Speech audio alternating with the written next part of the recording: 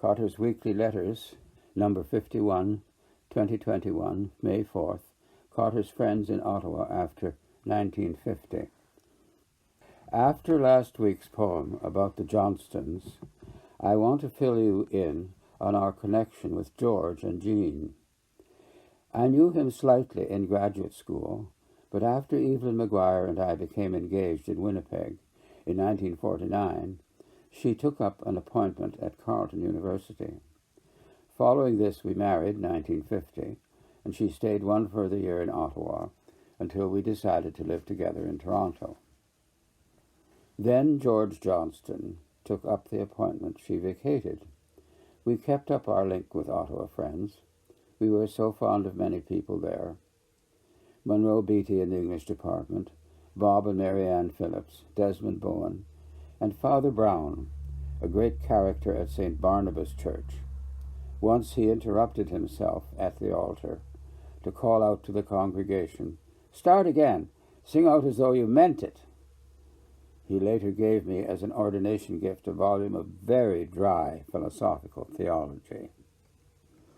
And the Johnstons, I knew Jean's brother at University College, whose fascinating family, spirit, and life we came back to visit again and again. It helped that we had been the first to rent a cottage, our honeymoon stay of 2 months, at Lake Constant, Grattan Township. There we had open house most of the summer, including our 2 sets of parents at different times, and variously Ottawa friends. We hosted Monroe Beatty, his wife May, and their 2 little boys. We all picked berries and boiled them for jam.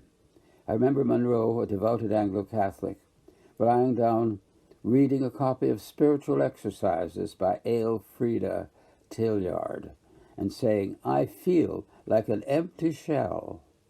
Later we found him drinking hot berry jam. After us, Carleton faculty members united to buy up the cottages on Lake Constant. Most would have a family cottage and side by side a guest cottage. We were offered in on the purchase, but declined on account of distance and poverty. On our visits, we were honored as founders. We visited often with May and Monroe. Our cottage by then was owned by John and Marion Porter.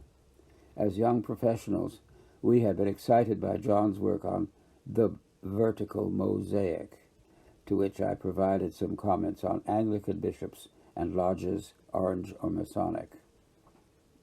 On our 25th wedding anniversary, we arranged to stay at a cottage then owned by Doris Anderson of Chatelaine magazine and Pauline Jowett, the MP. This is a painting of Evelyn and me on our honeymoon, water bucket in hand, at Lake Constant, painted by my mother, Norma Wright Cotter. She noted, "There are the 2 of us as Jack and Jill to fetch a pail of water," and our 1930s Model A Ford snuggling up to the side of the cottage, and the black cat watching over us. This is the end of the weekly letter, number 51.